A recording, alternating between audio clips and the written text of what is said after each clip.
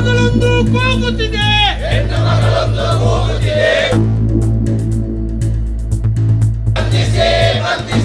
ಅತ್ಯಾಚಾರಿ ಆರೋಪಿಯನ್ನು ಬಂಧಿಸಿ. ಆ ಮಗುವಿಗೆ ತಂದೆ ಇಲ್ಲ, ಇವರು ಯಾರು ಜಗನ್ನಾಥ ರಾವ್ ಬಂದು ತಂದೆ ಆಗ್ತಾರೆ ಅವರಿಗೆ. ಬಿಜೆಪಿ ಇದೇ ನಿರಂತರವಾಗಿ ಅತ್ಯಾಚಾರ, ಅಕ್ರಮ, ಅನೀತಿಯನ್ನು ಮಾಡ್ತಾ ಬರ್ತಿರುವುದು. ಅದಕ್ಕೆ ಸರಿಯಾಗಿ ಸಂಘ ಪರಿವಾರ ಅವರಿಗೆ ಕುಮ್ಮಕ್ಕನ್ನು ನೀಡುತ್ತಿರುವುದನ್ನು ನಾವು ಕಾಣ್ತಾ ಇದ್ದೇವೆ. ಅಸಂತರ್ಕ ಹೇಳ್ತಾರಂತೆ ನಾವು ಮಾತನಾಡುದಿಲ್ಲ, ಬುದ್ಧಿನ ಹೇಳ್ತಾರೆ ನನ್ನನ್ನು ಕರಿಬೇಡಿ, ನಿಮ್ಮ ಹಿಂದೆ ನಿಂತವರಿಗೆ ನೀವಿಲ್ಲದ್ರೆ ಮತ್ತೆ ಯಾರು ಬರ್ಬೇಕು?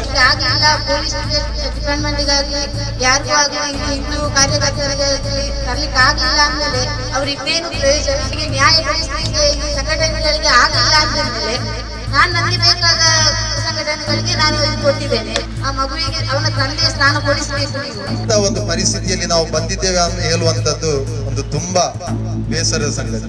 ಸಂಘ ಪರಿವಾರದ ಮೇಧಾವಿಗಳಿರುವಂತಹ ಈ ಊರಿನಲ್ಲಿ ನಮ್ಮ ಅಗತ್ಯತೆ ಉಂಟಾ ಅಂತ ಹೇಳುವಂತ ಒಂದು ಪ್ರಶ್ನೆ. ಇತ್ತೀಚೆಗೆ ಪುತ್ತೂರಿನ ಅರಣ್ಯಾಧಿಕಾರಿ ಒಬ್ರು ಸಂಜು ಪೂಜಾರಿ ಹಿಂದೂ ಯುವತಿಯರನ್ನು ದುರುಪಯೋಗ ಪಡಿಸುವಂತ ಒಂದು ದೊಡ್ಡ ಮಟ್ಟದ ಒಂದು ಆರೋಪ ಮಾಡ್ತಾರೆ. ಸಂಘ ಪರಿವಾರ ಒತ್ತಡ ಹಾಕಿ ಅವರನ್ನು ಸಸ್ಪೆಂಡ್ ಮಾಡುವಂತದ್ದು ಕೂಡ ನಾವು ಈ ಪುತ್ತೂರಿನಲ್ಲಿ ನೋಡಿದ್ದೇವೆ. ವಿವೇಕಾನಂದ ಕಾಲೇಜ್ ಇಲ್ಲಿ ಇತ್ತೀಚೆಗೆ ಒಂದು ಗ್ಯಾಂಗ್ ರೇಪ್ ಆಗುತ್ತೆ, ವಿಡಿಯೋ ವೈರಲ್ ಆಗುತ್ತೆ. ಹಿಂದುತ್ವದ ಬ್ರಾಂಡ್ ಅಂಬಾಸಿಡರ್ ಎಲ್ಲೂ ಕೂಡ ನಮಗೆ ಕಾಣಲಿಕ್ಕೆ ಸಾಧ್ಯ ಆಗಿದೆ. ಅದಷ್ಟಕ್ಕೆ ಅಲ್ಲಿ ಮುಚ್ಚಲಾಗ್ತದೆ. ಅರುಣ್ ಕುಮಾರ್ ಪುತ್ತಿಲ ಆಗಿರ್ಬೋದು, ಸಂಜೀವ ಮಠಂದೂರ್ ಆಗಿರ್ಬೋದು, ನ್ಯಾಯ ದೊರಕಿಸಿಕೊಡೋದು ಯಾರು ಕೂಡ ಕಾಣದೇ ಇರೋದು ಹಿಂದೂ ಸಮುದಾಯದವರು ಅರ್ಥ ಮಾಡಿಕೊಂಡು. ಮಗುವನ್ನು ಸೇಲ್ ಮಾಡುವಂತದ್ದು, 10 ಲಕ್ಷ ಬೇಡಿಕೆಯನ್ನು ಇಟ್ಟಂತದ್ದು, ಕೈ ಕಟ್ ಮಾಡುವ, ಕಾಲು ಕಟ್ಟು ಮಾಡಿ ತೆಗಿಸ್ಲಿಕ್ಕೆ ಜನ ಇದ್ದಾರೆ. ಅವರು ಹೇಳ್ತಾರಲ್ಲ, ನಮ್ಮ ಹತ್ತಿರದ ಮುದಿ ವಯಸ್ಸರಾದ ಪ್ರಭಾಕರ್ ಭಟ್ಟ ಮಂಡ್ಯಕ್ಕೆ ಹೋಗಿ ಒಂದು ಹೆಣ್ಣಿಗೆ ಸಮಸ್ಯೆ ಆಗಿದೆ ಅಂತ ಹೇಳಿ ಭಾಷಣ ಮಾಡ್ಲಿಕ್ಕೆ ಆಗ್ತದೆ. ಇಷ್ಟರವರೆಗೆ ಈ ಒಂದು ಅಮ್ಮನಿಗೆ ಒಂದು ನ್ಯಾಯ ಕೊಡಿಸುವಂತ ಪ್ರಭಾಕರ್ ಭಟ್ಟನನ್ನು ಈಗ ಕಾಣ್ಲಿಕ್ಕೆ ನಮ್ಗೆ ಸಾಧ್ಯ ಆಗ್ತಾ ಇದೆ. ಹರೀಶ್ ಪೂಂಜಾ ಈಗ ಯಾವ ಮಂಚದಡಿಯಲ್ಲಿ ಮಲಗಿದ್ದಾರೆ ಅಂತ ಕೇಳಲಿಕ್ಕೆ ನಮ್ಗೆ ಇಷ್ಟ ಇದು ಮಾಡ್ತಾ ಇದ್ದೇವೆ. ಮೊನ್ನೆ ಪುತ್ತಾರಿನ ಒಂದು ಕೊರಗಜ್ಜನ ಸನ್ನಿಧಿಯಲ್ಲಿ ಹಿಂದೂ ಮಹಿಳೆಯರ ರಕ್ಷಣೆಗೋಸ್ಕರ ಆಯುಧವನ್ನು ಹಿಡಿ ಅಂತ ಹೇಳುವಂತ ಚಕ್ರವರ್ತಿ ಸೂಲಿಬೇಲ್ ಈಗ ಎಲ್ಲಿದ್ದೀಯಪ್ಪ ನೀನು? ಪೊಲೀಸ್ ಇಲಾಖೆ ಒಂದು ಸೋಷಿಯಲ್ ಮೀಡಿಯಾದಲ್ಲಿ ಬರೆದಾಕಿದ್ರೆ ಸ್ಟೇಷನ್ಗೆ ಕರೆಸಿ ನಿಮ್ಮ ಬರಹಕ್ಕೆ ಸಾಕ್ಷಿ ಇದೆಯಾ ಕೇಳಿ ಟಾರ್ಚರ್ ಮಾಡುವಂತವ್ರು. 10 ದಿನದ ಮಗು ಸಾಕ್ಷಿಯಾಗಿ ಅವರ ಮನೆಯಲ್ಲಿದೆ. ಆ ಘಟನೆ ನಡೆದಂತ ಮನೆ ಕೂಡ ಇನ್ವೆಸ್ಟಿಗೇಷನ್ ಪರ್ಪಸ್ ಆಗಿ ಇನ್ನೂ ಕೂಡ ಅಲ್ಲಿ ಪರಿಶೀಲನೆಗೆ ಹೋಗಿಲ್ಲ ಅಂತ ಹೇಳುವುದಾದ್ರೆ, ಸಂತ್ರಸ್ತೆಯನ್ನ ಅಪರಾಧಿ ಸ್ಥಾನದಲ್ಲಿ ನಿಲ್ಲಿಸುವಂತಹ ಪ್ರಯತ್ನಗಳು ನಡೆಯುತ್ತಾ ಇರುವಂತಹದ್ದು. ಈ ಒಂದು ಅತ್ಯಾಚಾರಿಯ ಜಾಗದಲ್ಲಿ ಯಾವುದೋ ಒಬ್ಬ ಅಬ್ದುಲ್ಲನ, ಯಾವುದೋ ಒಬ್ಬ ಜೋಸೆಫನ ಇದ್ದಿದ್ರೆ ಸದಾ ವ್ಯಾನಿಟಿ ಬ್ಯಾಗ್ ಅಲ್ಲಿ ಬೆಂಕಿ ಪಟ್ಟಣವನ್ನ ಹಾಕಿಕೊಂಡು ತಿರುಗ್ತಾ ಇದ್ದಂತಹ ನಮ್ಮ ಶೋಭಕ್ಕ ಇವತ್ತು ಪುತ್ತೂರಿಗೆ ಬೆಂಕಿ ಹಚ್ತಾ ಇತ್ತು. ನಮ್ಮ ಉತ್ತರ ಭಾರತದಲ್ಲಿ ನೋಡುವಾಗ ಒಬ್ಬ ರಸ್ತೆಯಲ್ಲಿ ಹೋಗುತ್ತಿರುವ ಕಾರಿನಿಂದ ಇಳಿದು ಅತ್ಯಾಚಾರ ಮಾಡುವಂತಹ ಒಂದು ಬಿಜೆಪಿ ಮುಖಂಡ, ಅದೇ ರೀತಿ ಪುತ್ತೂರಿನಲ್ಲಿ ಮತ್ತೊಬ್ಬ ಮುಖಂಡ ಜಗನ್ನಾಥ ರಾವ್ ಅವರ ಮಗ ಜಗನ್ನಾಥ ರಾವ್ ಹೇಗಿದ್ದಾರೆ ಅಂತ ಹೇಳಿದ್ರೆ, ಪುತ್ತೂರಿನಲ್ಲಿ ಯಾರಾದ್ರೂ ಒಬ್ಬರ ಬಸ್ಸಿನಲ್ಲಿ ಒಬ್ಬ ಸಹಪಾಠಿಯೊಂದಿಗೆ ಕೂತು ಕೂಡಲೇ ಓಡಿಕೊಂಡು ಬಂದು ಪ್ರತಿಭಟನೆ ಮಾಡುವುದು, ಅವರಿಗೆ ಹಲ್ಲೆ ಮಾಡುವುದು, ಅದರ ವಿರುದ್ಧ ನಿರಂತರವಾಗಿ ಹೋರಾಟ ಮಾಡುವಂತಹ ಇವತ್ತು ಆಸ್ಪತ್ರೆಗೆ ಹೋಗಿ ಮಲಗುವಂತಹ ಪರಿಸ್ಥಿತಿ ಉಂಟಾಗಿದೆ. ಇದು ಏದರಿಂದ ಇಲ್ಲಿಯ ನಾವು ಅರ್ಥ ಮಾಡ್ಕೊಳ್ಬೇಕು, ಇಲ್ಲಿಯ ಜನ ಸಮುದಾಯ ಅರ್ಥ ಮಾಡ್ಕೊಳ್ಬೇಕು ಬಿಜೆಪಿ ಏನು ಮಾಡ್ತಾ ಇದೆ ಅಂತ. ಬಿಜೆಪಿ ಇದೇ ನಿರಂತರವಾಗಿ ಅತ್ಯಾಚಾರ, ಅಕ್ರಮ, ಅನೀತಿಯನ್ನು ಮಾಡ್ತಾ ಬರ್ತಿರುವುದು. ಅದಕ್ಕೆ ಸರಿಯಾಗಿ ಸಂಘ ಪರಿವಾರ ಅವರಿಗೆ ಕುಮ್ಮಕ್ಕನ್ನು ನೀಡುತ್ತಿರುವುದನ್ನು ನಾವು ಕಾಣ್ತಾ ಇದ್ದೇವೆ. ಇದೀಗ ಅದು ಬಿಡಿ, ಈಗ ಆ ಪ್ರಸನ್ನ ರಾವ್ ಅವರ ಮಗ ಅತ್ಯಾಚಾರ ಮಾಡಿ ಆ ಮಗುವಿಗೆ ತಾಯಿಗೆ ಇವತ್ತು ಜನ್ಮ ಕೊಟ್ಟಿದ್ದಾಳೆ. ಆ ಮಗುವಿಗೆ ತಂದೆ ಇಲ್ಲ, ಇವರು ಯಾರು ಜಗನ್ನಾಥ ರಾವ್ ಬಂದು ತಂದೆ ಆಗ್ತಾರೆ ಅವರಿಗೆ? ಆ ಮಗುವಿಗೆ ಇಲ್ಲ. ಅದು ಬಿಡಿ, ಅದರೊಂದಿಗೆ ಆ ಮಗುವನ್ನು ಭ್ರೂಣ ಹತ್ಯೆ ಮಾಡಲು ಹೊರಟಂತಹ ಯಾವ ಡಾಕ್ಟರ್ ಇದ್ದಾರೆ, ಅದಕ್ಕೆ ಸಹಕರಿಸಿದಂತಹ ಪುತ್ತೂರಿನ ನಾಯಕರು ಬಿಜೆಪಿಯ. ಅಸಂತರ್ಕ ಹೇಳ್ತಾರಂತೆ ನಾವು ಮಾತನಾಡುದಿಲ್ಲ, ಪುತ್ತಿನ ಹೇಳ್ತಾರೆ ನನ್ನನ್ನು ಕರಿಬೇಡಿ, ಮತ್ತಾರನ್ನು ಕರಿಬೇಕು ಸ್ವಾಮಿ, ನಿಮ್ಮ ಹಿಂದೆ ನಿಂತವರಿಗೆ ನೀವಿಲ್ಲದ್ರೆ ಮತ್ತಾರು ಬರ್ಬೇಕು. ಖಂಡಿತವಾಗಿಯೂ social Democratic Party of India ಎಲ್ಲಾ ಸಂತ್ರಸ್ತರೊಂದಿಗೆ ನಿರಂತರವಾಗಿರ್ತದೆ. ಪುತ್ತೂರಿನ ಸಂಬಂಧಿಸಿದಂತೆ ಪುತ್ತೂರಿನಲ್ಲಿ ಹಲವು ಘಟನೆಗಳು ನಡೆಯಿತು. ಎಲ್ಲಾ ಘಟನೆಗಳಲ್ಲೂ ಕೂಡ ಬಿಜೆಪಿ ಏನ್ ಮಾಡ್ತಾ ಇದೆ, ನಿರಂತರವಾಗಿ ಪರಸ್ಪರ ಜಾತಿಗಳ ಮಧ್ಯೆ ಹಲ್ಲೆಯನ್ನು ಮಾಡುವುದು, ಇಂತಹ ಕೃತ್ಯಗಳಿಗೆ ಕುಮ್ಮಗೂಡುವಂತಹ ಕೆಲಸವನ್ನು ಮಾಡ್ತಾ ಇದೆ. ಈಗ ಯಾವುದೇ ಒಬ್ಬ ಬಿಜೆಪಿ ಮುಖಂಡ ಇಲ್ಲ, ಎಲ್ಲ ಮಲಗಿ ಹೋಗಿದ್ದಾರೆ, ಯಾರಿಗೂ ಇಲ್ಲಿ ಏನಿಲ್ಲ. ಈ ಅತ್ಯಾಚಾರದ ಬಗ್ಗೆ, ಈ ಸಂತ್ರಸ್ತೆಯ ಬಗ್ಗೆ ಮಾತಾಡುವಂತ ನೈತಿಕತೆ ಇಲ್ಲದಾಗಿದೆ. ಆದುದರಿಂದ ಖಂಡಿತವಾಗಿಯೂ ಪುತ್ತೂರಿನಲ್ಲಿ ಇದು ಮುಂದುವರಿಯಲು ನಾವು ಬಿಡುವುದಿಲ್ಲ. Social Democratic Party of India ಪುತ್ತೂರಿನಲ್ಲಿ ಎಲ್ಲಿಯವರೆಗೆ ಇರುತ್ತದೆ ಅಲ್ಲಿಯವರೆಗೆ ಇಂತಹ ಸಂತ್ರಸ್ತರೊಂದಿಗೆ ನಾವು ಇದ್ದೇವೆ ಎಂಬ ಸಾಂಕೇತಿಕ ಮಾತನ್ನು ಹೇಳುತ್ತಾ ನನ್ನ ಮಾತುಗಳಿಗೆ ವಿರಮಿಸುತ್ತೇನೆ. ಧನ್ಯವಾದಗಳು ತಾಜುದ್ದೀನ್ ಸಾಲ್ಮರ ಅವರಿಗೆ. ಆ ಕಾರ್ಯಕ್ರಮವನ್ನು ಮುಂದುವರಿಸುತ್ತಾ ಮಾತಿಗಾಗಿ ಜಿಲ್ಲಾ ಉಪಾಧ್ಯಕ್ಷರಾಗಿರುವಂತಹ ಮೋನಿಶ್ ಅಲಿ ಅವರನ್ನ ಪ್ರೀತಿಪೂರ್ವಕವಾಗಿ ಕೇಳಿಕೊಳ್ತಾ ಇದ್ದೇನೆ. ಪುತ್ತೂರು ನಗರಸಭಾ ಸದಸ್ಯ ಹಾಗೂ ಬಿಜೆಪಿ ಮುಖಂಡನ ಪುತ್ರನ ಅತ್ಯಾಚಾರದ ವಿರುದ್ಧ ಮತ್ತು ಸಂತ್ರಸ್ತೆ ಏನು ಹೆಣ್ಣು ಮಗು ಇದೆ ಇವಳಿಗೆ ನ್ಯಾಯ ಕೊಡಿಸುವಂತಹ ಒಂದು ಉದ್ದೇಶವನ್ನು ಇಟ್ಟುಕೊಂಡು ಈ ಒಂದು ಪ್ರತಿಭಟನೆಯ ನೇತೃತ್ವ ವಹಿಸಿದಂತಹ ಆತ್ಮೀಯರು ಆದಂತಹ ಅಶ್ರಫ್ ಬಾವರವರೇ, ಅದೇ ರೀತಿ ಪುತ್ತೂರು ವಿಧಾನಸಭಾ ಕ್ಷೇತ್ರ ಸಮಿತಿಯ ಕಾರ್ಯದರ್ಶಿಗಳಾದಂತಹ ಉಸ್ಮಾನ್ ಮಾಣಿ ಅವರೇ, ಅದೇ ರೀತಿ ಇದೀಗ ತಾನೇ ಪ್ರಾಸ್ತಾವಿಕ ನುಡಿಯನ್ನು ನುಡಿದಂತಹ ತಾಜುದ್ದೀನ್ ಸಾಲ್ಮರವರೇ,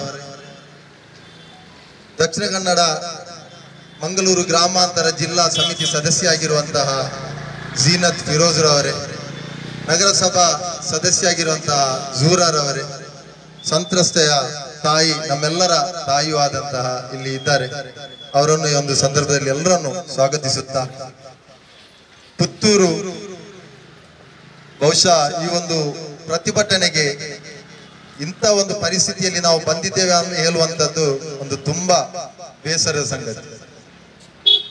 ಪುತ್ತೂರು ಅಂದ್ರೆ ಅದೊಂದು ಸುಂದರವಾದಂತ ಒಂದು ನಾಡು. ಬಹುಶಃ ಪುತ್ತೂರಿನ ಯುವಕರು ನಮ್ಮ ಕಡೆಗಳಲ್ಲೆಲ್ಲ ಬಂದ್ರೆ ಅಲ್ಲಿ ಒಂದು ಮಾತಿದೆ, ಪುತ್ತೂರಿನ ಮುತ್ತುಗಳು ಅಂತ ಹೇಳುವಂತ. ಇಲ್ಲಿಯ ಧಾರ್ಮಿಕ ಕ್ಷೇತ್ರಗಳು ಬಹಳಷ್ಟು ಇವೆ. ದಕ್ಷಿಣ ಕನ್ನಡದಲ್ಲಿ ಮಂಗಳೂರು ಬಿಟ್ರೆ ವ್ಯಾಪಾರ ವಹಿವಾಟಿಗೆ ಪುತ್ತೂರಾಗಿರ್ತದೆ. APMC ಇಂತಹ ಬಹಳಷ್ಟು ವಿಶಿಷ್ಟ ಅನ್ಯೋನ್ಯತೆ ಬದುಕು ಕಾಣುವಂತಹ ಒಂದು ಊರು ಪುತ್ತೂರು. ಆದ್ರೆ ದುರದೃಷ್ಟ ಏನಾಗಿದೆ ಅಂತ ಹೇಳಿದ್ರೆ, ಇಲ್ಲಿ ಸಂಘ ಪರಿವಾರದ ಒಂದು ಕೇಂದ್ರ, ಇಡೀ ಒಂದು ನಮ್ಮ ರಾಜ್ಯದಲ್ಲಿ ಸಂಘ ಪರಿವಾರದ ಒಂದು ಕೇಂದ್ರ, ಭಯವನ್ನು ಉತ್ಪಾದಿಸುವಂತಹ ಒಂದು ಘಟಕ ಇದ್ರೆ ಅದು ಕೂಡ ಪುತ್ತೂರು. ನಾವು ಈ ಒಂದು ಪ್ರತಿಭಟನೆ ಮಾಡುದು ಬೇಕಾ ಬೇಡವಾ, ನಾವು ಈ ಘಟನೆ ಆದಾಗಲೇ ನಾವೊಂದು ಚರ್ಚೆ ಮಾಡುತ್ತಿದ್ದೆವು. ಆದ್ರೆ ಇಲ್ಲಿ ಆ ಮಗಳಿಗೆ ನ್ಯಾಯ ಕೊಡುವಂತಹ ಬಹಳಷ್ಟು ಮಂದಿಗಳಿದ್ದಾರೆ, ಬಹಳಷ್ಟು ಸಂಘಟನೆ ಇದೆ, ರಾಜಕೀಯ ಮೇಧಾವಿಗಳಿದ್ದಾರೆ, ಸಂಘ ಪರಿವಾರದ ಮೇಧಾವಿಗಳಿರುವಂತಹ ಈ ಊರಿನಲ್ಲಿ ನಮ್ಮ ಅಗತ್ಯತೆ ಉಂಟಾ ಅಂತ ಹೇಳುವಂತ ಒಂದು ಪ್ರಶ್ನೆ ಇತ್ತು. ಯಾರೇ ಆಗಲಿ ಅವ್ರಿಗೆ ನ್ಯಾಯ ಕೊಡಿಸಬೇಕು. ನಮ್ಮಿಂದ ಅವ್ರಿಗೆ ನ್ಯಾಯ ಕೊಡಿಸ್ಲಿಕ್ಕೆ ಆಗುತ್ತೆ ಅಂತ ಆದ್ರೆ ನಾವು ಮುಂದುವರಿಬೇಕು. ಇಲ್ಲ, ಅವರಿಗೆ ಜನ ಇದ್ದಾರೆ ಅಂತ ಹೇಳುವುದಾದ್ರೆ ಅವರು ಮಾಡ್ಬೇಕು. ನಾವು ಇದೊಂದು ಕಾದು ನೋಡುವ ಒಂದು ಪರಿಸ್ಥಿತಿಯಲ್ಲಿ ನಾವಿದ್ದೇವೆ. ಆದ್ರೆ ಮೊನ್ನೆ ಆ ಅಮ್ಮ ಪಾಪ ಇದ್ದಾರೆ, ನಮ್ಮ ಜೊತೆ ಇದ್ದಾರೆ, ಅವರ ಪತ್ರಿಕಾಗೋಷ್ಠಿಯನ್ನು ನಾನು ನೋಡಿದೆ. ಅವರು ಬಹಳ ಬೇಸರದಲ್ಲಿ ಹೇಳಿದ್ರು, ನಾನು ಎಲ್ಲರ ಜೊತೆ ಹೋದೆ, ನಾನು ಅಂಗಲಾಚಿದೆ, ನನ್ನ ಮಗಳಿಗೆ ನ್ಯಾಯ ಕೊಡಿ, ನಾನು ಪುತ್ತಿನ ಹತ್ರ ಹೋದೆ, ನಾನು ಮಂಗಳೂರಿನ ಶರಣ್ ಪಂಪೆಲ್ ಹತ್ರ ಹೋದೆ, ಇಲ್ಲಿಯ ಬಹಳಷ್ಟು ಮುಖಂಡರ ಜೊತೆ ನಾನು ಮಾತುಕತೆ ನಡೆಸಿದೆ, ಯಾರು ಕೂಡ ನನಗೆ ನನ್ನ ಮಗಳಿಗೆ ನ್ಯಾಯ ಕೊಡಿಸುವಂತಹ ಪ್ರವೃತ್ತಿಗೆ ಯಾರು ಕೂಡ ಮುಂದೆ ಬರ್ತಾ ಇಲ್ಲ. ಆದುದರಿಂದ ತಾವುಗಳು ಮಾಧ್ಯಮದವರು ನನ್ನ ಮಗಳಿಗೆ ನ್ಯಾಯ ಕೊಡಿ ಅಂತ ಆ ಬೇಡಿಕೊಂಡ ಒಂದು ಸ್ಥಿತಿ ನಮಗೆ ತಡೆಯಲಿಕ್ಕೆ ಆಗ್ಲಿಲ್ಲ. ಆ ಕೂಡಲೇ ನಾವೊಂದು ನಿರ್ಧಾರ ಮಾಡಿದ್ವಿ, ಪುತ್ತೂರಿನಲ್ಲಿ ಪ್ರಥಮ ಹಂತದಲ್ಲಿ ನಾವೊಂದು ಸಾಂಕೇತಿಕವಾದಂತ ಒಂದು ಪ್ರತಿಭಟನೆ ನಡೆಸಬೇಕು ಮತ್ತು ಆ ತಾಯಿ ಜೊತೆಗೆ ನಾವು ಸದಾ ಅವರ ಬೆನ್ನೆಲುಬಾಗಿ ನಿಲ್ಲಬೇಕೆಂಬ ನಿರ್ಧಾರವನ್ನು social Democratic Party of India ಕೈಗೊಂಡಿದೆ. ಮತ್ತೊಂದು, ಇಲ್ಲಿ ನಾವು ಬಹಳಷ್ಟು ಸ್ಲೋಗನ್ಗಳನ್ನು ನೋಡಿದ್ದೇವೆ. ಈಗ ಅವರು ಕೂಡ ಹೇಳಿದ್ರು, ಬೇಟಿ ಪಡಾವ್, ಬೇಟಿ ಬಚಾವ್, ಹಿಂದೂ ನಾವೆಲ್ಲ ಒಂದು. ಅದು ಯಾವ ರೀತಿಯಲ್ಲಿ ನಾವಂದ್ರೆ ಮೊದಲಿನಿಂದ ನಾವು ಹೇಳ್ತಿದ್ದೇವೆ, ಇದು ಕೇವಲ ರಾಜಕೀಯಕ್ಕೋಸ್ಕರ ಮತ್ತು ಕೆಲವೊಂದು ವೇದಿಕೆಗೋಸ್ಕರ ಮಾತ್ರ ಆಗಿರ್ತದೆ ಇಂಥ ಒಂದು ಸ್ಲೋಗನ್ ಅಂತೆ. ಇವತ್ತು ಅದು ಕೂಡ ನಮ್ಮ ಮುಂದೆ ಸಾಕ್ಷಿಗಳಾಗಿ ಕಾಣಸಿಗ್ತದೆ. ಇತ್ತೀಚೆಗೆ ಪುತ್ತೂರಿನ ಅರಣ್ಯಾಧಿಕಾರಿ ಒಬ್ಬರು ಸಂಜು ಪೂಜಾರಿ ಅವರೊಂದು ಆರೋಪ ಮಾಡ್ತಾರೆ, ಇಲ್ಲಿ ಹಿಂದೂ ಯುವತಿಯರನ್ನು ದುರುಪಯೋಗ ಪಡಿಸುವಂತ ಒಂದು ದೊಡ್ಡ ಮಟ್ಟದ ಒಂದು ಆರೋಪ ಮಾಡ್ತಾರೆ. ಅವರ ಬಗ್ಗೆ ಇಲ್ಲಿ ಗದ್ದಲ ಮತ್ತು ಅವರ ವಿಮರ್ಶನೆ ಮಾಡ್ತಾರೆ, ಅವರ ಪರ್ಸನಲ್ ಆಗಿ ಅಟ್ಯಾಕ್ ಮಾಡ್ತಾರೆ. ಸಂಘ ಪರಿವಾರ ಒತ್ತಡ ಹಾಕಿ ಅವರನ್ನು ಸಸ್ಪೆಂಡ್ ಮಾಡುವಂತದ್ದು ಕೂಡ ನಾವು ಈ ಪುತ್ತೂರಿನಲ್ಲಿ ನೋಡಿದ್ವಿ. ಆದ್ರೆ ಅವತ್ತು ಅವರು ಏನ್ ಹೇಳಿದ್ರು ಅದು ಇವತ್ತು ನಾವಿಲ್ಲಿ ಕಾಣ್ತಾ ಇದ್ದೇವೆ. ಒಂದು 4-5 ವರ್ಷ ಮುಂಚೆ ಕೊಂಬೆಟ್ಟು ಕಾಲೇಜಿನಲ್ಲಿ 2021 ನವೆಂಬರ್ 19ರಂದು ಅಲ್ಲಿ ಒಂದು ವೇದಿಕೆಯಲ್ಲಿ ಎಬಿವಿಪಿಯ ಒಂದು ಕಾರ್ಯಕ್ರಮ ಆಗುತ್ತೆ. ಪುತ್ತಿಲ ಮತ್ತೆ ಈ ಚಿನ್ಮಯ ಅಂತ ಹೇಳುವಂತ ಕೆಲವೊಂದು ಕಿಡಿಗೇಡಿಗಳು ಈ ಮಕ್ಕಳ ತಲೆಗೆ ವಿಷ ಬೀಜವನ್ನು ಬಿತ್ತುವಂತ ಜನರು ಇವರೊಂದು ಮಕ್ಕಳನ್ನೆಲ್ಲ ಉದ್ದೇಶಿಸಿ ಅಲ್ಲಿ ಒಂದು ಭಾಷಣ ಮಾಡ್ತಾರೆ. ಏನಂತ ಹೇಳಿದ್ರೆ, ಯಾರು ಮುಸ್ಲಿಮರು ಹಿಂದೂ ಹುಡುಗಿಯರ ಜೊತೆ ಮಾತಾಡಿದ್ರು ಕಂಡ್ರೆ ನೀವು ಬಡಿಬೇಕು, ನೀವು ಹೊಡಿಬೇಕು, ಲವ್ ಜಿಹಾದ್, ನಮ್ಮ ಹೆಣ್ಣು ಮಕ್ಕಳಿಗೆ ಇಲ್ಲಿ ಏನು ಸಂರಕ್ಷಣೆ ಇಲ್ಲ, ನೀವೆಲ್ಲರೂ ಸಿದ್ಧವಾಗಬೇಕು ಹೇಳುವಂತ ಒಂದು ರೀತಿಯಲ್ಲಿ ಸಭೆ ನಡೆಸಿ ಆ ಸಭೆಯನ್ನು ಮುಗಿಸ್ತಾರೆ. 4 ದಿವಸದ ನಂತರ ಅಂದ್ರೆ ನವೆಂಬರ್ 23ರಂದು ಅಲ್ಲಿ ಒಬ್ಬ ಯುವತಿ, ಹಿಂದೂ ಯುವತಿ, ಆ ವಿದ್ಯಾರ್ಥಿ ಅಲ್ಲಿ ಆದಿಲ್ ಎಂಬ ಹುಡುಗನ ಜೊತೆ ತನ್ನ ಏನು ಜೆರಾಕ್ಸ್ ಮಾಡ್ಲಿಕ್ಕೋಸ್ಕರ ಒಂದು 20 ರೂಪಾಯಿ ಸಾಲವನ್ನು ಕೇಳ್ತಾನೆ. ಆದಿಲ್ 20 ರೂಪಾಯಿ ಕೊಡ್ತಾನೆ. ಇದನ್ನು ಕಂಡಂತಹ ಈ ಒಂದು ಸಭೆಗೆ ಸೇರಿದಂತ ವಿದ್ಯಾರ್ಥಿಗಳು, ಅವರವತ್ತು ಹೇಳಿದ್ದು ನಿಜ, ಇವ ಲವ್ ಜಿಹಾದ್ ಮಾಡ್ತಾ ಇದ್ದಾನೆ ಅಂತ ಹೇಳಿಕೊಂಡು ಎಲ್ರೂ ಸೇರಿ ಆದಿಲಿಗೆ ಒಡೆಯುವಂತ ಸ್ಥಿತಿ ನಾವು ಪುತ್ತೂರಲ್ಲಿ ನೋಡಿದ್ವಿ. ನಂತರ ದೊಡ್ಡ ಮಟ್ಟದ ಪ್ರತಿಭಟನೆ ಆಗ್ತದೆ, ಶಾಲೆಯ ಪ್ರಾಂಶುಪಾಲರ ಜೊತೆ ಮಾತುಕತೆ ಆಗ್ತದೆ, 8 ವಿದ್ಯಾರ್ಥಿಗಳನ್ನು ಸಸ್ಪೆಂಡ್ ಮಾಡ್ತಾರೆ. ಸಸ್ಪೆಂಡ್ ಮಾಡಿದ ನಂತರ ಇದೇ ಪುತ್ತಿಲ ಎಲ್ಲ ವಿದ್ಯಾರ್ಥಿಗಳನ್ನು ಸೇರಿಸಿ ಈ ಮಕ್ಕಳ ಭುಜಕ್ಕೆ ಕೇಸರಿ ಶಾಲನ್ನು ಹೊತ್ತಿಸಿ ಎಲ್ರಿಗೆ ಒಂದು ಪ್ರತಿಭಟನೆಯ ಕಾವನ್ನು ಕೊಟ್ಟು ದಿನನಿತ್ಯ ಪ್ರತಿಭಟನೆ ಮಾಡುವಂತ ವ್ಯವಸ್ಥೆ ನಾವು ನೋಡಿದ್ದೇವೆ. ಪ್ರತಿಭಟನೆ ಮುಗಿದ ನಂತರ ಅಲ್ಲಿಯ ಒಂದು ಕೈಫುದ್ದೀನ್ ಮತ್ತು ಒಂದು 2 ಸಂಗಡಿಗರು ಅಲ್ಲಿ ಆ ಕಾಲೇಜಿನ ಎದುರುಗಡೆ ಇರುವಂತ ಒಂದು ಅಂಗಡಿಗೆ ಹೋಗಿ ಸ್ನಾಕ್ಸ್ ತರಿಸುವಂತ, ಸ್ನಾಕ್ ಪಡೆದುಕೊಳ್ಳುವಂತ ಹೊತ್ತಿಗೆ ಅಲ್ಲಿ ಈ ಪ್ರತಿಭಟನೆಯಲ್ಲಿ ಸೇರಿ ಇವರ ಭಾಷಣವನ್ನು ಕೇಳಿದಂತ 30 ಯುವಕರು ಇವರಿಗೆ ಮಾರಣಾಂತಿಕವಾಗಿ ಹಲ್ಲೆ ನಡೆಸಿ ತ್ರಿಶೂಲವನ್ನು ಚುಚ್ಚಿದ್ದು ಅಂತೂ ಕೂಡ ನಾವು ಈ ಪುತ್ತೂರಿನ ಆಸುಪಾಸಿನಲ್ಲಿ ನೋಡಿದ್ವಿ. ಇದು ಯಾಕೆ ನಾನು ಹೇಳ್ತಾ ಇದ್ದೇನೆ ಅಂತ ಹೇಳಿದ್ರೆ, ಇಲ್ಲಿ ಯುವತಿ ಅಂತ ಹೇಳಿದ್ರೆ ಅದು ಯುವತಿ, ಅಲ್ಲಿ ಹಿಂದೂ, ಅದು ಮುಸ್ಲಿಂ, ಅದು ಕ್ರಿಶ್ಚಿಯನ್ ಅಂತ ನೋಡ್ಬಾರ್ದು. ಈ ಸಮಾಜ ಅಂತ ಹೇಳಿದ್ರೆ ಅಲ್ಲಿ ಹಿಂದೂ ಮುಸ್ಲಿಂ ಎಲ್ಲರೂ ಅನ್ಯೋನ್ಯವಾಗಿರ್ಬೇಕು. ಯಾರು ಯಾರಿಗೆ ಅನ್ಯಾಯ ಮಾಡುವುದು ನೋಡುದಲ್ಲ, ಅನ್ಯಾಯ ಆಗಿದೆ ಎಂಬ ಭಾವನೆ ನಮ್ಮಲ್ಲಿ ಇರಬೇಕು. ಅದೇ ನಂತರ ವಿವೇಕಾನಂದ ಕಾಲೇಜ್ ಇದೆ, ಸಂಘ ಪರಿವಾರದ ಆಡಳಿತವಿರುವಂತಹ ಒಂದು ಕಾಲೇಜ್. ಇಲ್ಲಿ ಇತ್ತೀಚೆಗೆ ಒಂದು ಕೆಲವು ತಿಂಗಳ ಹಿಂದೆ, 1 ವರ್ಷ ಆಗಿರಬಹುದು, ಒಂದು ಗ್ಯಾಂಗ್ ರೇಪ್ ಆಗುತ್ತೆ, ವಿಡಿಯೋ ವೈರಲ್ ಆಗುತ್ತೆ. ಆದ್ರೆ ಎಲ್ಲೂ ಇಲ್ಲಿ ಹೇಳುವಂತಹ ಬ್ರ್ಯಾಂಡ್ ಅಂಬಾಸಿಡರ್ ಇದ್ದಾರೆ, ಕೆಲವರು ಹಿಂದುತ್ವದ ಬ್ರ್ಯಾಂಡ್ ಅಂಬಾಸಿಡರ್, ಎಲ್ಲೂ ಕೂಡ ನಮಗೆ ಕಾಣಲಿಕ್ಕೆ ಸಾಧ್ಯ ಆಗಲಿಲ್ಲ. ಅದಷ್ಟಕ್ಕೆ ಅಲ್ಲಿ ಮುಚ್ಚಲಾಗ್ತದೆ. ಈ ರೀತಿಯಾದಂತಹ ಒಂದು ಘಟನೆ ಒಂದು ಸಮಾಜದ ನಡುವೆ ಒಂದು ಹಿಂದೂ ಮತ್ತು ಮುಸ್ಲಿಂ ಎಂಬ ಪೋಲರೈಸೇಷನ್ ಮಾಡಿಕೊಂಡು ರಾಜಕೀಯಕ್ಕೋಸ್ಕರ ಹಿಂದೂಗಳ ಮನಸ್ಸಿನಲ್ಲಿ ಮುಸ್ಲಿಮರ ವಿರುದ್ಧ ದ್ವೇಷವನ್ನು ಹುಟ್ಟಿಸುವಂತ, ಈ ಕುಕೃತ್ಯ ಮಾಡುವಂತಹ, ಇವತ್ತು ನಾಪತ್ತೆ ಆಗುವಂತಹ ಅರುಣ್ ಕುಮಾರ್ ಪುತ್ತಿಲ ಆಗಿರ್ಬೋದು, ಸಂಜೀವ ಮಠಂದೂರ್ ಆಗಿರ್ಬೋದು, ಇವರೆಲ್ಲರೂ ಈ ಒಂದು ತಾಯಿಯ ಮಗಳ ಅನ್ಯಾಯಕ್ಕೋಸ್ಕರ ಈ ನ್ಯಾಯ ದೊರಕಿಸಿಕೊಡೋದು ಯಾರು ಕೂಡ ಕಾಣದೇ ಇರೋದು ನಮಗೆ ಬಹಳಷ್ಟು ಈ ಒಂದು ಸಮುದಾಯ, ಹಿಂದೂ ಸಮುದಾಯದವರು ಅರ್ಥ ಮಾಡಿಕೊಳ್ತಾರೆ. ಈ ಒಂದು ಹೆಣ್ಣಿನ ಈ ಒಂದು ಹೆಣ್ಣು ಗರ್ಭಿಣಿ ಆದಂತ ಸಂದರ್ಭದಲ್ಲಿ ನಾವು ಅರ್ಥ ಮಾಡ್ಕೊಳ್ಬೇಕು. ಅವ್ರ ಮೊನ್ನೆ ತಾಯಿ ಪ್ರೆಸ್ ಮೀಟ್ ಅಲ್ಲಿ ಹೇಳಿದ್ರು, ಕೆಲವೊಂದು ವಿಚಾರಗಳನ್ನು ನಮ್ಮ ಮುಂದೆ ಇಟ್ಟರು. ಇಲ್ಲಿಯ ಸಮುದಾಯ, ಹಿಂದೂ ಸಮುದಾಯದ ಬಾಂಧವರು ಅರ್ಥ ಮಾಡಿಕೊಳ್ಬೇಕು. ಸಂಘ ಪರಿವಾರ ಮತ್ತು RSS BJP ಅವರ ಅಸಲಿಯತ್ತು ಅದರಲ್ಲಿ ಸ್ಪಷ್ಟವಾಗಿತ್ತು. ಅವರು ಡೀಲರ್ಶಿಪ್ ತರ ಮಾತನಾಡಿದರು. ಮಗುವನ್ನು ಸೇಲ್ ಮಾಡುವಂತದ್ದು, 10 ಲಕ್ಷ ಬೇಡಿಕೆಯನ್ನು ಇಟ್ಟಂತದ್ದು, ಅಬೋರ್ಷನ್ ಮಾಡಿ ಕೈಕಾಲು ಅಲ್ಲಿಂದಲೇ ಕತ್ತರಿಸಿ, ಪಾಪ ಇನ್ನೂ ಆ ಹೊಟ್ಟೆಯಲ್ಲಿದ್ದಂತ ಮಗು ಈ ಲೋಕವನ್ನೇ ನೋಡ್ಲಿಲ್ಲ. ಇಂಥ ಕ್ರಿಮಿಗಳ ಒಂದು ಗೂಡಾಗಿದೆ RSS ಮತ್ತು ಸಂಘ ಪರಿವಾರ ಇಲ್ಲಿಯ ಪುತ್ತೂರಿನ ಕೇಂದ್ರ ಬಿಂದಾಗಿರ್ತದೆ. ಒಂದು ಅಬೋರ್ಷನ್ ಅಂತ ಹೇಳಿದ್ರೆ ಇಂಡಿಯಾದಲ್ಲಿ ಅದು ಒಂದು ದೊಡ್ಡ ಕ್ರೈಮ್. ಅದನ್ನೇ ಕೈ ಕಟ್ಟು ಮಾಡುವ, ಕಾಲು ಕಟ್ಟು ಮಾಡಿ ತೆಗೆಸಲಿಕ್ಕೆ ಜನ ಇದ್ದಾರೆ. ಬಂಟ್ವಾಳದಲ್ಲಿ ಒಂದು ಡಾಕ್ಟರ್ ಇದ್ದಾರೆ. ಹೇಳುವಂತ ಒಂದು ಹೇಳಿಕೆ ಅವರು ಹೇಳ್ತಾರಲ್ಲ, ಎಂತ ನಾಚಿಕೆ ಕೆಟ್ಟ ಮಾನಗೆಟ್ಟ ನಿಮ್ಮ ಸಂಘ ಪರಿವಾರದ ಕಾರ್ಯಕರ್ತರು ಮತ್ತು ನಾಯಕರು ಇವರು.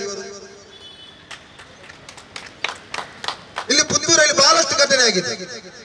ಸೌಮ್ಯ ಭಟ್ ಒಂದು ಘಟನೆ ಆಗಿದೆ ಬಹಳ ವರ್ಷದ ಹಿಂದೆ. ಇಡೀ ಈ ಪುತ್ತೂರಿಗೆ ಬೆಂಕಿ ಹಾಕಿ ಬಹಳಷ್ಟು 1-2-3 ತಿಂಗಳು ಪುತ್ತೂರು ಬಂದಾಗುವಂತ ಒಂದು ವ್ಯವಸ್ಥೆ ನಾವು ನೋಡಿದ್ದೇವೆ. ಪಾಪ ಅಮ್ಮ ಪ್ರೆಸ್ ಮೀಟ್ ಅಲ್ಲಿ ಮೊನ್ನೆ ಹೇಳಿದ್ರು, ನಾವು ನಮ್ಗೆ ನ್ಯಾಯಕ್ಕೋಸ್ಕರ ನಾವು ಇಲ್ಲಿಯ ಪುತ್ತಿನರ ಹತ್ರ ಮಾತಾಡಿದೆವು, ಶರಣ್ ಪಂಪೆಲ್ರ ಜೊತೆ ನಾವು ಫೋನ್ ಅಲ್ಲಿ ಮಾತಾಡಿದವ್ರು ಸಿಗ್ಲಿಲ್ಲ, ನಮ್ಗೆ ಯಾರು ಸಿಗುದಿಲ್ಲ ಅಮ್ಮ, ನಿಮ್ಗೆ ಯಾರು ಸಿಗುದಿಲ್ಲ. ಅಲ್ಲಿ ಅದು ಒಬ್ಬ ಮುಸ್ಲಿಂ ಹೆಸರಿನವರೇ ಆಗಿದ್ರೆ ಇವತ್ತು ಇಲ್ಲಿ ಇಡೀ ಪುತ್ತೂರಿಗೆ ಬೆಂಕಿ ಹಾಕುವಂತ ಒಂದು ವ್ಯವಸ್ಥೆ ಆಗಿತ್ತು. ಇಲ್ಲಿ ನ್ಯಾಯಕ್ಕೋಸ್ಕರ ಇಲ್ಲಿ ಹೋರಾಡುವಂತ ಒಂದು ಸಂಘಟನೆ ಕೂಡ ಇಲ್ಲ. ಇಲ್ಲಿ ಜಾತಿಗಳ ನಡುವೆ ಇಲ್ಲಿ ಗಲಾಟೆ ಎಬ್ಬಿಸುವಂತದ್ದು, ಒಂದು ಜನರನ್ನು ಇನ್ನೊಂದು ಜನರಿಗೆ ದೂಷಣೆ ಮಾಡುವಂತ ಕೃತ್ಯಕ್ಕೆ ಮಾತ್ರ ಆಗಿರ್ತದೆ ಇಲ್ಲಿಯ ಸಂಘ ಪರಿವಾರ ಮತ್ತು ಬಿಜೆಪಿ ನಾಯಕರು ಇಲ್ಲಿ ಫ್ರಂಟ್ ಲೈನ್ ಅಲ್ಲಿ ನಿಂತು ಹೋರಾಟ ಮಾಡುವಂತ.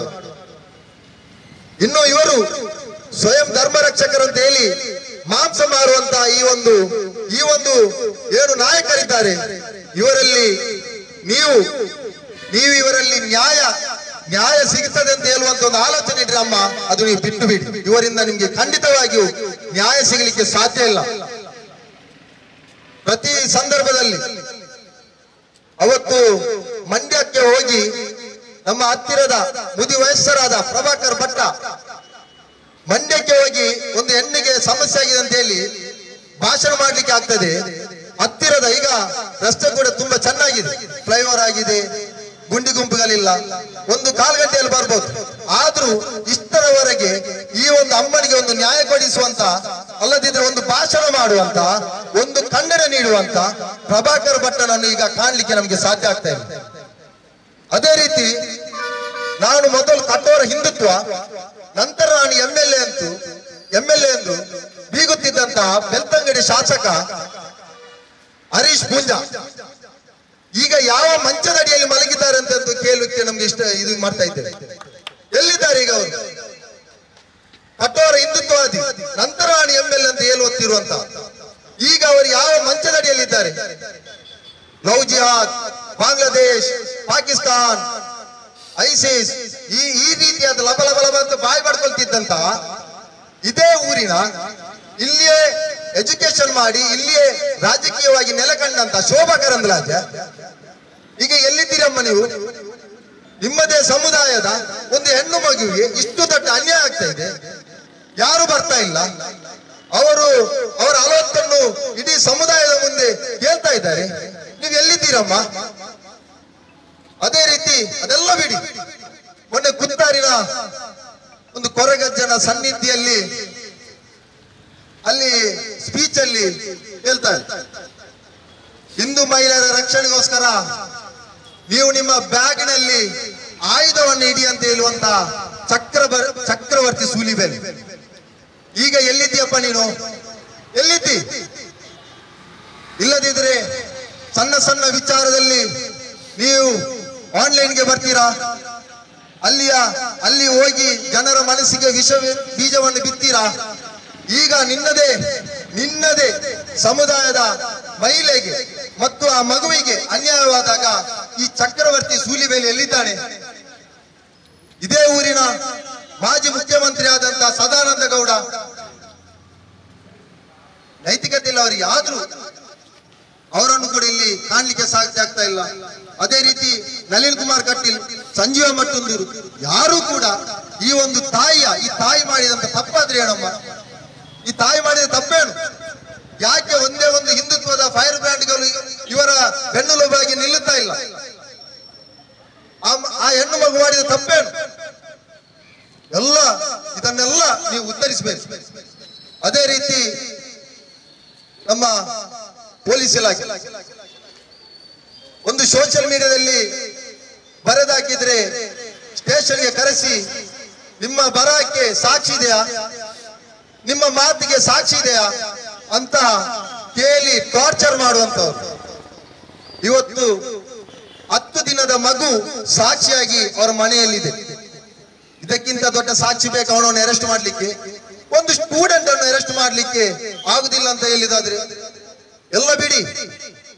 ಆ ಘಟನೆ ನಡೆದಂತ ಮನೆಗೆ ಇನ್ನೂ ಕೂಡ ಇನ್ವೆಸ್ಟಿಗೇಷನ್ ಪರ್ಪಸ್ ಆಗಿ ಇನ್ನೂ ಕೂಡ ಅಲ್ಲಿ ಪರಿಶೀಲನೆಗೆ ಹೋಗಿಲ್ಲ ಅಂತ ಹೇಳುವುದಾದ್ರೆ, ಈ ಪುತ್ತೂರಿನಲ್ಲಿ ಆಗುತ್ತಿರುವುದಾದ್ರೆ ನಮ್ಮ ವಿಷಯ ಬಿಡಿ, ಬ್ಯಾರಿಗಳು ಅಂತ ಹೇಳ್ತಾರೆ. ಈಗ ಒಂದು ಹಿಂದೂ ಮಹಿಳೆ, ಇವರಿಗೆ ಯಾರು ನಿಲ್ಬೇಕು? ಎಲ್ಲಿದ್ದಾರೆ? ಯಾಕೆ ಆಗ್ತಾ ಇಲ್ಲ? ನನ್ನ ಹಿಂದೂ ಬಾಂಧವರಲ್ಲಿ ಒಂದು ವಿನಂತಿ, ಈ ಒಂದು ಬಿಜೆಪಿ ಮತ್ತು RSS ಏನು ಆ ವಿಷ ಬೀಜವನ್ನು ಬಿತ್ತಾರೆ, ಇದಕ್ಕೆ ನೀವು ಬಲಿಯಾಗಬಾರದು. ಇಲ್ಲಿ ಸಂಘಿ ಶಾಖೆಯಿಂದ ಬರುವಂತವರು, ವಿದ್ಯಾಲಯಗಳಿಂದ ಸಂಘೀಯ ಆಡಳಿತವಿರುವಂತಹ ವಿದ್ಯಾಲಯಗಳಲ್ಲಿ ಬರುವಂತಹ ಅವರು, RSS ಶಾಖೆಯಲ್ಲಿ ಇರುವಂತಹವರನ್ನು ಮತ್ತು ABVP ವಿದ್ಯಾರ್ಥಿಗಳ ಜೊತೆ ನಿಮ್ಮ ಮಕ್ಕಳ ನಂಟುಗಳಿದ್ರೆ ಅದನ್ನು ನೀವು ಅವರನ್ನು ಮನವೊಲಿಸಿ ಅದರಿಂದ ದೂರಕ್ಕೆ ಇಡಬೇಕಾಗಿ ತಮ್ಮಲ್ಲಿ ನಾನು ಆತ್ಮೀಯವಾಗಿ ಇಲ್ಲಿಯ ಹಿಂದೂ ಸಹೋದರರಲ್ಲಿ ನಾನು ವಿನಂತಿ ಮಾಡ್ತಾ ಇದ್ದೇನೆ. ಸುಪ್ರೀಂ ಕೋರ್ಟ್ ನಲ್ಲಿ ಲವ್ ಜಿಹಾದ್ ಬಗ್ಗೆ ಯಾವುದೇ ಪುರಾವೆ ಇಲ್ಲ ಅಂತ ಹೇಳ್ತಾ ಇದ್ದಾರೆ. ಆದ್ರೆ ಸಂಘ ಪರಿವಾರದ ಈ ಒಂದು ರೇಪಿಗೆ, ಅತ್ಯಾಚಾರ ಮತ್ತು ಕೊಲೆಗೆ ಮತ್ತು ಪಬ್ಲಿಕ್ ಆಗಿ ಅತ್ಯಾಚಾರ ಮಾಡುವಂತ ಶಾಸಕರನ್ನು ಸೇರಿ UPಯಲ್ಲಿ ಬಹಳಷ್ಟು ಕೊಲೆಗಳು ನಡೆದಂತಹ ಬಿಜೆಪಿಗೆ ಬಹಳಷ್ಟು ಅದಕ್ಕೆ ಪೂರಕವಾದಂತಹ ಒಂದು ಸಾಕ್ಷಿ ಸಮೇತ ಇದೆ. ನಾವು ಈ ಅಮ್ಮನಿಗೆ ಈ ಒಂದು ಪ್ರತಿಭಟನೆಯ ಮೂಲಕ ನಾವು ನಿಮಗೆ ಭರವಸೆಯನ್ನು ನೀಡುತ್ತಿದ್ದೇವೆ. ನಿಮಗೆ ನ್ಯಾಯಕ್ಕೋಸ್ಕರ, ನಿಮಗೆ ನಿಮ್ಮ ಮಗಳಿಗೆ ನ್ಯಾಯಕ್ಕೋಸ್ಕರ ನಿಮಗೆ ನಮ್ಮ ಅಗತ್ಯ ಬಿದ್ದರೆ ಸದಾ ಈ ಪುತ್ತೂರಿನ SDPI ನಾಯಕರು ನಿಮ್ಮ ಜೊತೆ ಇರ್ತಾರೆಂಬ ಹೇಳುವಂತ ಒಂದು ಭರವಸೆಯನ್ನು ಈ ಒಂದು ಪ್ರತಿಭಟನಾ ನಿರತ ವೇದಿಕೆಯಲ್ಲಿ ಸಾರ್ವಜನಿಕವಾಗಿ ನಾನು ನಿಮಗೆ ಹೇಳ್ತಾ ಇದ್ದೇನೆ. ನಿಮಗೆ ಯಾವುದೇ ಸಂಕಟ ನ್ಯಾಯಕ್ಕೋಸ್ಕರ, ಹೋರಾಟಕ್ಕೋಸ್ಕರ ನಿಮಗೆ ಯಾವುದೇ ರೀತಿಯಾದಂತ ಬೆಂಬಲ ಬೇಕಾದರೆ ನಮ್ಮ ಸೋಷಿಯಲ್ ಡೆಮೊಕ್ರಾಟಿಕ್ ಪಾರ್ಟಿ ಆಫ್ ಇಂಡಿಯಾದ ಪುತ್ತೂರಿನ ನಾಯಕರು ನಿಮ್ಮ ಜೊತೆ ಇರ್ತಾರೆ. ನೀವು ಅವರನ್ನು ಯಾವಾಗ ಬೇಕಾದರೂ ಅವರನ್ನು ನೀವು ಕಮ್ಯುನಿಕೇಟ್ ಮಾಡಬಹುದು. ಅವರು ಒಂದು ವೇಳೆ ನಿಮಗೆ ನ್ಯಾಯ ದೊರಕಿಸಿಕೊಡಲು ಅವರು ವಿಫಲರಾದರೆ ನೀವು ನಮ್ಮ ಜೊತೆ ಯಾವಾಗಲೂ ಕೂಡ ನಮ್ಮ ಜೊತೆ ಬರಬಹುದು ಎಂಬ ಹೇಳಿಕೆಯನ್ನು ಭರವಸೆಯೊಂದಿಗೆ ಈ ಒಂದು ಅವಕಾಶಕ್ಕಾಗಿ ಧನ್ಯವಾದಗಳು. ಜೈ ಹಿಂದ್, ಜೈ SDPI. ಧಿಕ್ಕಾರ ಧಿಕ್ಕಾರ ಧಿಕ್ಕಾರ ಧಿಕ್ಕಾರ ಬಿಜೆಪಿಗೆ ಧಿಕ್ಕಾರ ಬಿಜೆಪಿಗೆ ಧಿಕ್ಕಾರ. ಹೆಣ್ಣು ಮಗಳೊಂದು ಕೂಗುತ್ತಿದೆ, ಹೆಣ್ಣು ಮಗಳೊಂದು ಕೂಗುತ್ತಿದೆ. ಅನ್ಯಾಯವು ಮೇಳೈಸುತ್ತಿದೆ, ಅನ್ಯಾಯವು ಮೇಳೈಸುತ್ತಿದೆ. ಹಿಂದೂ ಹಿಂದೂ ಎನ್ನುವವರು, ಹಿಂದೂ ಹಿಂದೂ ಎನ್ನುವವರು ಇದೀಗ ಕಾಣೆ ಆಗಿದ್ದಾರೆ, ಇದೀಗ ಕಾಣೆ ಆಗಿದ್ದಾರೆ. ಬಂಧಿಸಿ ಬಂಧಿಸಿ ಬಂಧಿಸಿ ಬಂಧಿಸಿ ಅತ್ಯಾಚಾರಿ ಆರೋಪಿಯನ್ನು ಬಂಧಿಸಿ, ಅತ್ಯಾಚಾರಿ ಆರೋಪಿಯನ್ನು ಬಂಧಿಸಿ. ನಕಲಿ ಹಿಂದೂ ಪ್ರೇಮಿಗಳು, ನಕಲಿ ಹಿಂದೂ ಪ್ರೇಮಿಗಳು, ಬುದ್ಧಿಲ ಸಂಘ ಪರಿವಾರಗಳು, ಬುದ್ಧಿಲ ಸಂಘ ಪರಿವಾರಗಳು. ಅನ್ಯಾಯದ ಮಗುವೊಂದು ಕೂಗುತ್ತಿದೆ, ಅನ್ಯಾಯದ ಮಗುವೊಂದು ಕೂಗುತ್ತಿದೆ. ಧಿಕ್ಕಾರ ಧಿಕ್ಕಾರ ಧಿಕ್ಕಾರ ಧಿಕ್ಕಾರ. ಬಂಧಿಸಿ ಬಂಧಿಸಿ ಬಂಧಿಸಿ ಬಂಧಿಸಿ ಅತ್ಯಾಚಾರ ಆರೋಪಿಯನ್ನು ಬಂಧಿಸಿ, ಅತ್ಯಾಚಾರ ಆರೋಪಿಯನ್ನು ಬಂಧಿಸಿ. ಧನ್ಯವಾದಗಳು ಮೋನಿಶ್ ಅಲಿ ಅವರಿಗೆ. ಕಾರ್ಯಕ್ರಮದ ಮುಂದಿನ ಮಾತಿಗಾಗಿ ಸಂತ್ರಸ್ತ ಯುವತಿಯ ತಾಯಿಯಾಗಿರುವಂತಹ ನಮಿತಾ ಮೇಡಮ್ ಅವರನ್ನು ಪ್ರೀತಿಪೂರ್ವಕವಾಗಿ ಕೇಳಿಕೊಳ್ತಾ ಇದ್ದೇನೆ.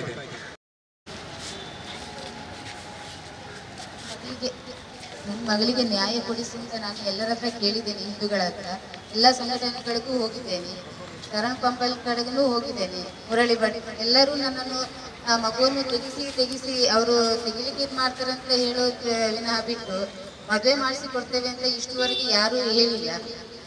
1.5 ತಿಂಗಳು ಅವಕಾಶ ಬೇರೆ ಕೊಟ್ಟಿದ್ದೇವೆ ಇವರಿಗೆ, ಜಗನ್ನಿವಾಸ್ ರಾವ್ಗೆ. ಆದರೆ ಆ ಟೈಮಲ್ಲಿ ನಾವು ಹುಡುಗಿಗೆ ಮದುವೆ ಮಾಡಿಸ್ತೇವೆ, ರಿಜಿಸ್ಟರ್ ಮಾಡಿಸ್ತೇವೆ, ನನ್ನ ಮಗಳು ಬೇರೆ ಅಲ್ಲ, ನಿಮ್ಮ ಮಗಳು ಬೇರೆ ಅಲ್ಲ ಅಂತ ಹೇಳಿ ಕೂತವರೇ ಹೊರಗೆ ನನ್ನ ಮಗಳಿಗೆ ನ್ಯಾಯ ದೊರಕಿಸಿ ಕೊಡಲಿಲ್ಲ. ಅದಲ್ಲದೆ ಅವರೇ ಹುಡುಗನನ್ನು ಎಲ್ಲಿಯೋ ಮುಚ್ಚಿಟ್ಟಿದ್ದಾರೆ, ಅವರದೇ ಕೈವಾಡ. ಆದರೆ ಈಗ ನನಗೆ ಗೊತ್ತಿಲ್ಲ, ನನ್ನ ಮಗ ಎಲ್ಲಿದ್ದಾನೆ ಅಂತ ನನಗೆ ಗೊತ್ತಿಲ್ಲ ಅಂತ ಹೇಳಬಹುದು. ಆದರೆ ಅದನ್ನು ನಂಬಲಿಕ್ಕೆ ನಾವೇನು ಅಷ್ಟು ಮೂರ್ಖರಲ್ಲ. ಇಲ್ಲಿ ನನ್ನ ಮಗಳು ಈಗ ಡೆಲಿವರಿಯಾಗಿ ಮನೆಯಲ್ಲಿ ಕೂತಿದ್ದಾಳೆ.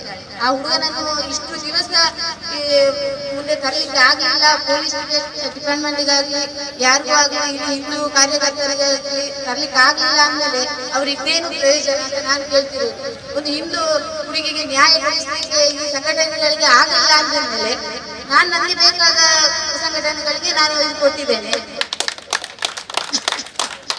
ಈಗ ಹುಡುಗ ಬರಬೇಕು, ಹುಡುಗ ಎಲ್ಲಿದ್ದು ಅವನನ್ನು ಎದುರು ತರಬೇಕು ಅಂತ ಹೇಳಿ ನಾನು ಕೇಳ್ಕೊಳ್ತಿರೋದು.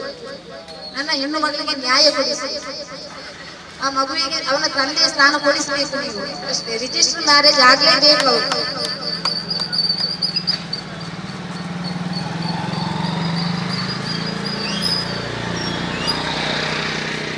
ಧನ್ಯವಾದಗಳು ನಮಿತಾ ಮೇಡಮ್ ರವರಿಗೆ.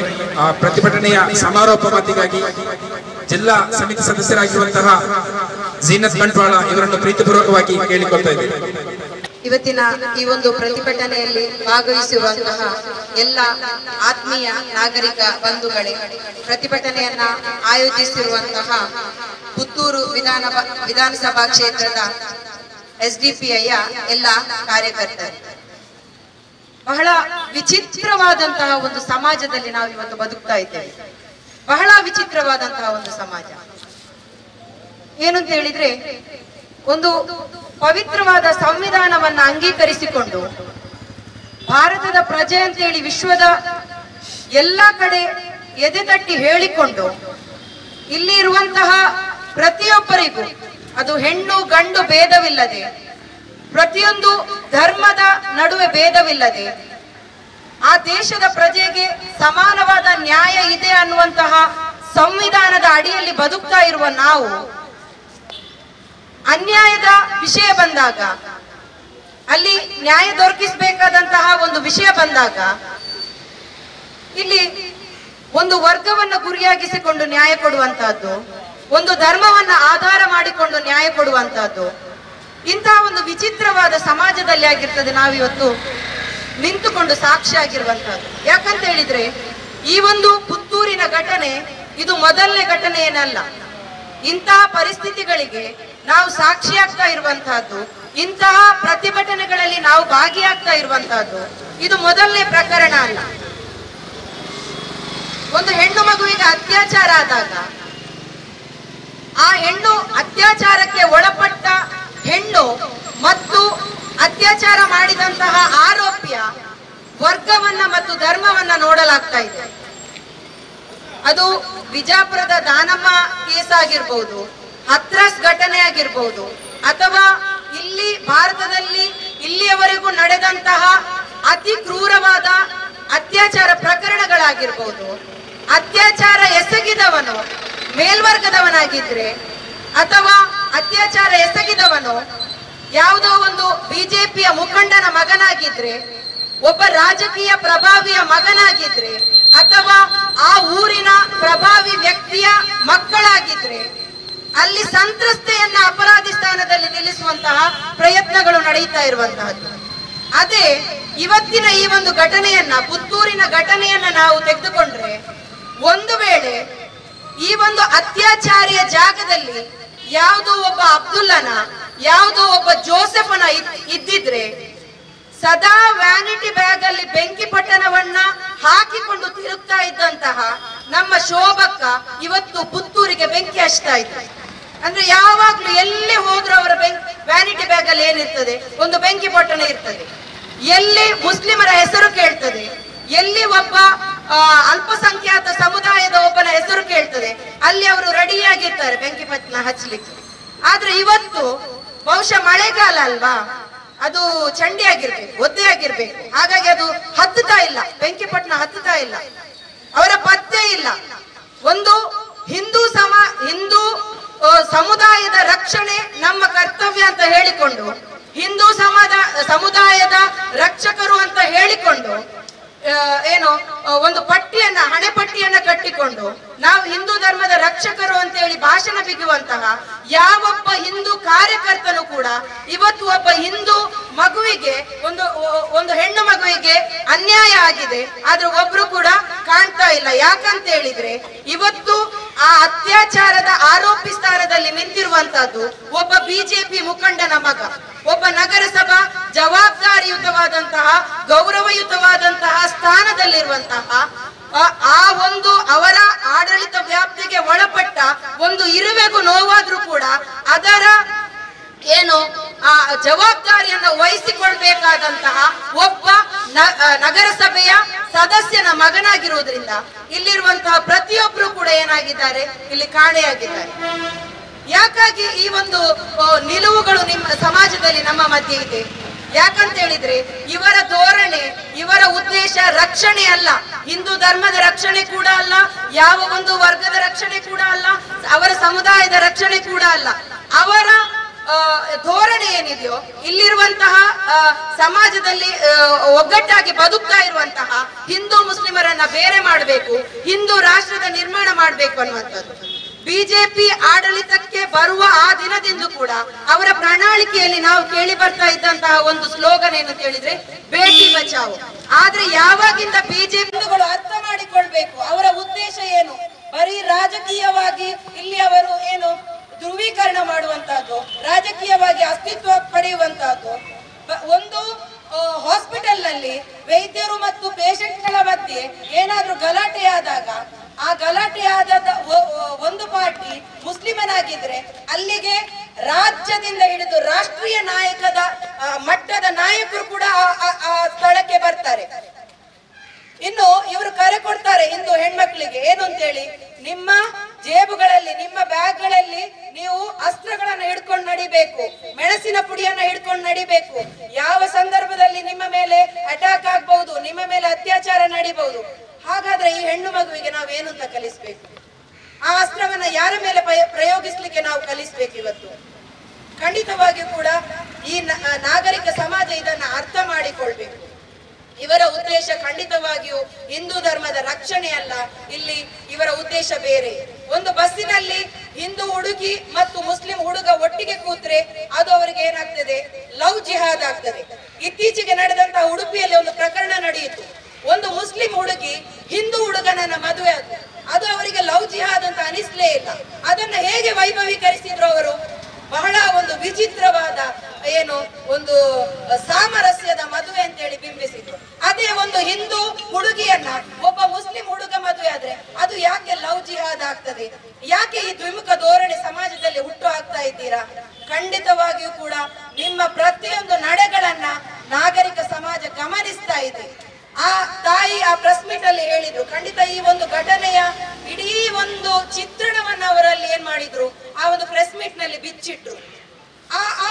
ಆ ವಿವರಿಸುವಂತಹ ಒಂದು ರೀತಿ, ಅದನ್ನ ಒಂದು ಹೆಣ್ಣಾಗಿ ನಾವು ಒಂದು ಆಲೋಚಿಸಿದ್ರೆ, ಅದನ್ನ ಒಂದು ಮನಸ್ಸಿಗೆ ತೆಗೆದುಕೊಂಡ್ರೆ ಖಂಡಿತ ಮೈಯೆಲ್ಲ ನಡುತ್ತದೆ.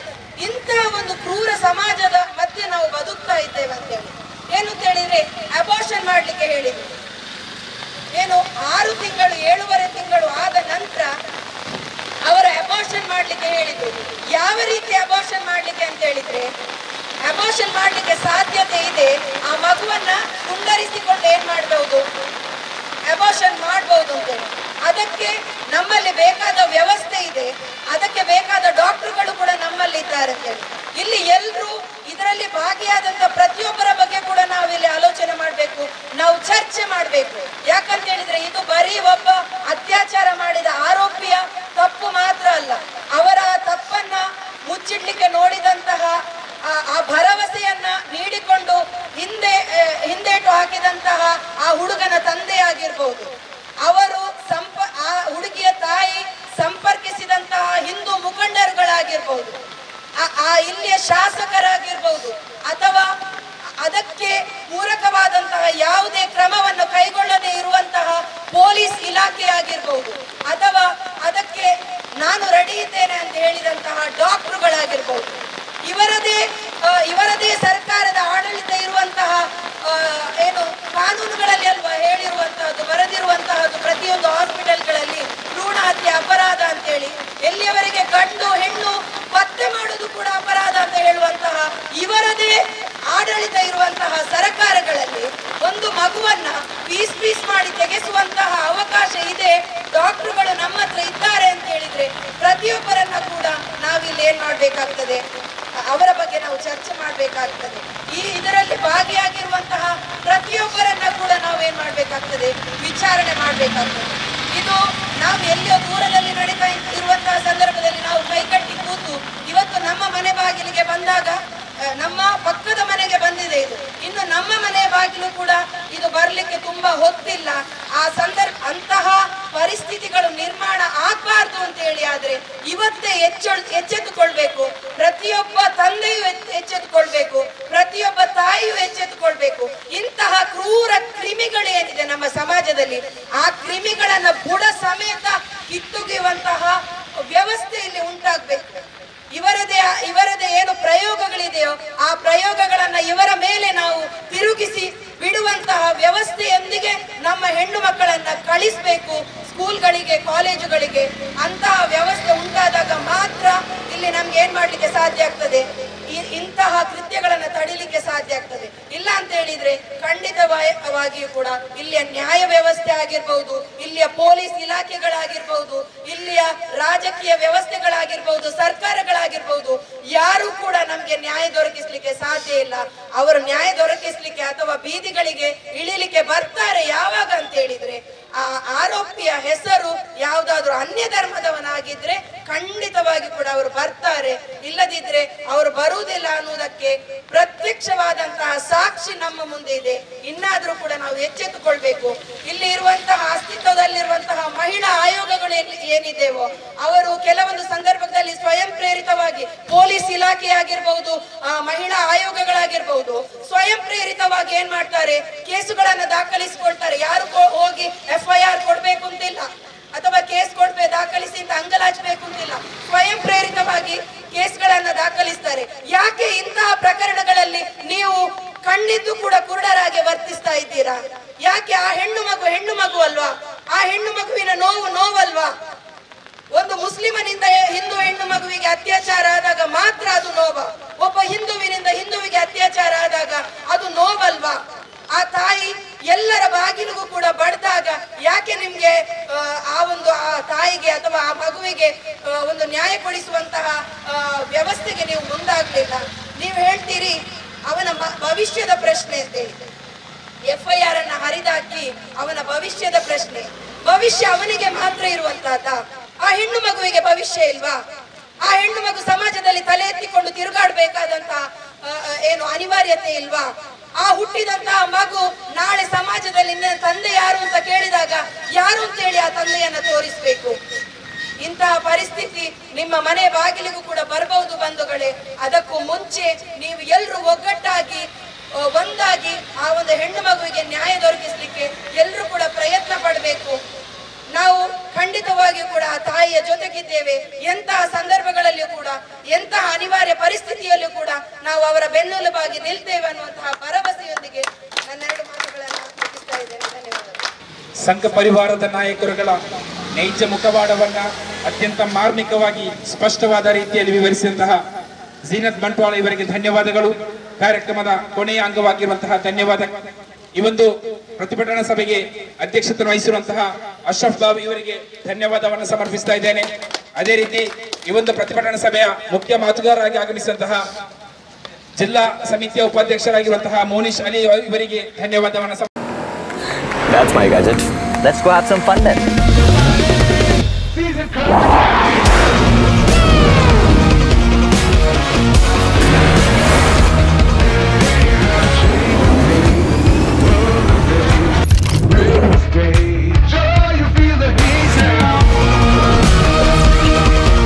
Introducing the hot and techy Brezza SCNG.